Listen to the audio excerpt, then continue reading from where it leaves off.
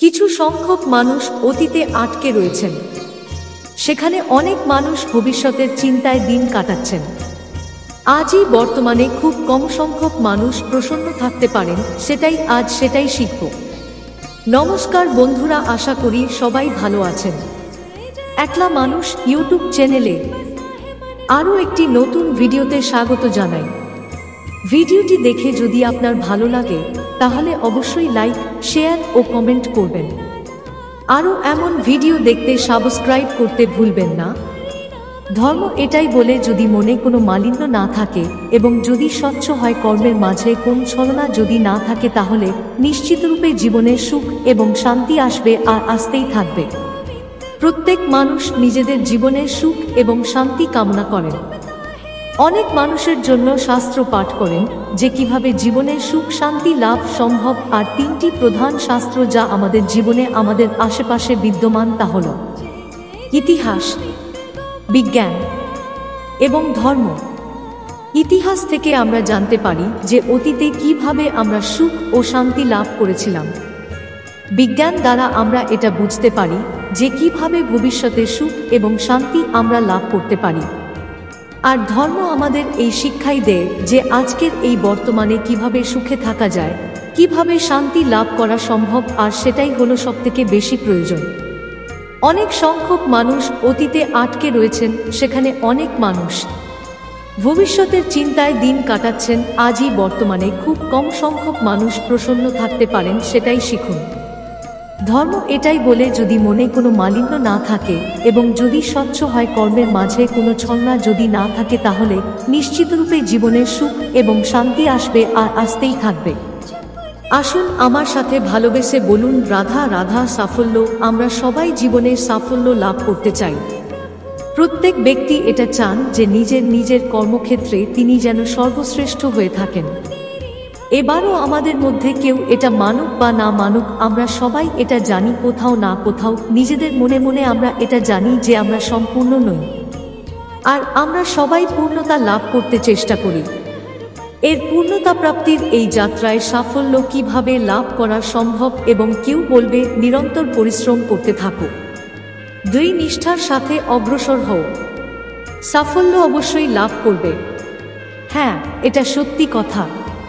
কিন্তু এই সব কিছু করার আগে একটা সিঁড়ি আছে, একটা শিক্ষা আছে যা জীবনযাপনের অংশ করে তোলা গুরুত্বপূর্ণ। আর সেটা হলো আপনার এটা বোঝা উচিত যে আপনি ঠিক কি ভুল করেন, যার জন্য আপনি সাফল্য পর্যন্ত পৌঁছতে পারেন। আর এটা বোঝা প্রয়োজনীয় যে কিভাবে এই ভুল শুধরে নেওয়া সম্ভব। নিজের অন্তরের সেই সাহস জাগিয়ে তুলুন যার দ্বারা আপনি নিজের ভুল স্বীকার করতে পারবেন। সেই ধৈর্য জাগ্রত করুন যাতে যতই কঠিন হোক না কেন আপনি নিজের ভুল শুধরে নিতে পারবেন। তার সাথে পরিশ্রম করুন, দৃঢ় নিষ্ঠার সাথে সামনে এগিয়ে চলুন। সাফল্য অর্জন করতে খুব বেশি সময়ও লাগবে না। আসুন আমার সাথে ভালোবেসে বলুন, রাধা রাধা। ছোটবেলায় যখনই আমাদের মাখন খেতে ইচ্ছে করত, তখন আমরা মাখন চুরি করে খেতাম। আমরা সকল বন্ধুরা একে অপরের পিঠে দাঁড়াতাম, মাখনের হাঁড়ি ভাঙা তামার মাখন খেয়ে নিতাম। এটাকেই বলা হয় সংগঠনের শক্তি। এবারও কি শুধুমাত্র সংগঠনে যথেষ্ট? আসুন দেখা যাক। যেমন ধরুন, সবথেকে হৃষ্টপুষ্ট বালক যে সে যদি সবার ভার বহন করার বদলে উপরে চড়তে থাকে, তাহলে কি আমরা হাঁড়ি ভাঙতে পারব? আমরা কখনো মাখনের আনন্দ উপভোগ করতে পারব না। শুধুমাত্র সংগঠন যথেষ্ট নয়, তার সাথে প্রয়োজন হলো ভারসাম্য, তবেই তো মাখন লাভ সম্ভব। ঠিক সেভাবেই জীবনেও নিজেদের সম্পর্কে, পরিবারে, সমাজে, কার্যক্ষেত্রে ভারসাম্য বজায় রাখা প্রয়োজন। যদি ভারসাম্য থাকে আর সংগঠন থাকে, তাহলে আমরা সবাই লক্ষ্যের দিকে যেতে পারি, লক্ষ্য লাভ করতে পারি। কিন্তু যদি ভারসাম্য না থাকে, তাহলেই সম্পর্ক ভাঙতে থাকবে, পরিবারও ভাঙতে থাকবে, কাজেও বাধা পড়বে, আর আমরা লক্ষ্য লাভও করতে পারব না। তাই সংগঠনের সাথে থাকুন, ভারসাম্য বজায় রাখুন, আর আমার সাথে ভালোবেসে বলুন, রাধা রাধা। রামধনু আমাদের সকলের প্রিয়। আকাশে 7 রং দেখে মন আনন্দে ভরে ওঠে, কিন্তু এই রামধনু প্রত্যেক দিন বা সব সময় দেখা যায় না। বর্ষা ঋতুতে দেখা যায়। যদি আপনি 7টি রং দেখতে চান এর আনন্দ উপভোগ করতে চান তাহলে বর্ষাকে সহ্য করতে হবে, সেই তীব্র বায়ু সহ্য করতে হবে যে বর্ষা ঋতুতে প্রবাহিত হয়। ঠিক সেভাবেই যদি জীবনের অনেক পরিস্থিতিতে খারাপ সময়ের মধ্যে দিয়ে যাই, কিন্তু সেই সময় ভগবানকে ডেকেও আমরা কোনরূপ ভালো ফল পাই না, কিছুতেই কিছু ফল হয় না, বরং সমস্যা যেন আরও দিন দিন বাড়ছে। বন্ধুরা, এরকম আরও অনেক মানুষ আছেন যারা প্রতিদিন ঠাকুরের ভজনা করে, কিন্তু তা সত্ত্বেও তাদের জীবনে সুখ নেই, জীবনের কোনো সমস্যা যেন কিছুতেই দূর হয় না। অথচ এরকম মানুষও আছে যারা ঈশ্বরের কোনো ভজন বা পূজা অর্চনা করে না, অথচ তারা অনেক সুখে আছেন, শান্তিতে আছেন, জীবনে কোনো সমস্যা নেই। এইরকম দেখে অনেকেরই ঈশ্বরের প্রতি অভিমান হয় এবং বলে যে ভগবান, আমি তোমাকে এত ডাকি অথচ আমার কপালে এত কষ্ট, কিন্তু অপরে তোমায় বিশ্বাসও করে না, তুমি তাকে কত সুখে রেখেছ। আবার অনেকের এরকম খারাপ সময় ঈশ্বরকে শতবার ডেকেও কোনো ভালো ফল না পাওয়ায় ঈশ্বরের উপর থেকে বিশ্বাস উঠে যায়। এরকমটা কেন হয় সেই প্রসঙ্গে শ্রী শ্রী ঠাকুর দুর্গাপ্রসন্ন পরমহংসদেব ভগবান শ্রীকৃষ্ণের বলা অতি মূল্যবান কথাগুলো বলেন, যেটি জানলে আপনারাও খারাপ সময় কাটিয়ে ভালোভাবে জীবন যাপন করতে পারবেন। আসলে শ্রী শ্রী পরমহংসদেব শ্রীকৃষ্ণের এই মূল্যবান কথাগুলি তার শিষ্যদের বলেছিলেন। আসলে ভগবান শ্রীকৃষ্ণকে এই প্রশ্নটি নারদ মুনি একটি ঘটনার পরিপ্রেক্ষিতে জিজ্ঞাসা করেছিলেন। ঘটনাটি হলো, এক গ্রামে দুইজন ভিখারি ছিল। একজন গ্রামে রাজার গুণগান করে ভিক্ষা করত, ভগবানের নাম মুখে উচ্চারণ করত না। অন্যজন ভিখারির সদা সর্বদা ভগবানের নাম করত এবং সে ভগবানের নাম করেই ভিক্ষা করত। দেখা যেত যে প্রথম জনের কাছে বেশি পরিমাণে ভিক্ষা জুটত, উপরন্তু যে ভগবানের নাম করে ভিক্ষা করত তার কপালে প্রতিনিয়ত ভিক্ষা জুটত না। হঠাৎ একদিন যে ভগবানের নামে ভিক্ষা করত না, শুধুমাত্র রাজার গুণগান করে ভিক্ষা করত, তার কপালে একটি মোহর জুটে গেল।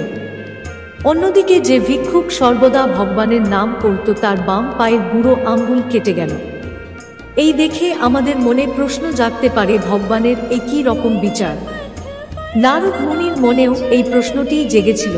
তিনি সরাসরি ভগবান শ্রীকৃষ্ণের কাছে গিয়ে জিজ্ঞাসা করল, আপনার কেমন বিচার? এই ঘটনার কারণ কি?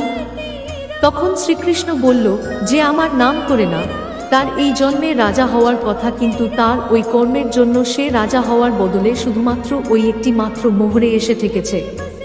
আর যে আমার নাম করে তার পুরো বাম পাটাই কেটে যাওয়ার কথা, সে আমার প্রতি ভক্তি শ্রদ্ধা ও আমার নাম করে বলে তার অশুভ কর্ম কমতে কমতে শুধুমাত্র তার বাম পায়ের বুড়ো আঙ্গুল কাটা গেছে।